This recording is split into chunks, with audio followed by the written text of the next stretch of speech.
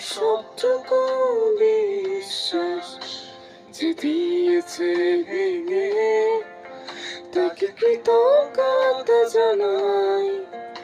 সে দিয়েছে আমার অন্ধ চোখে আলো, যার বিশালতার মাঝে আমি একটুকু পাইনি ঠাঁই। তাকে কৃতজ্ঞতা জানাই।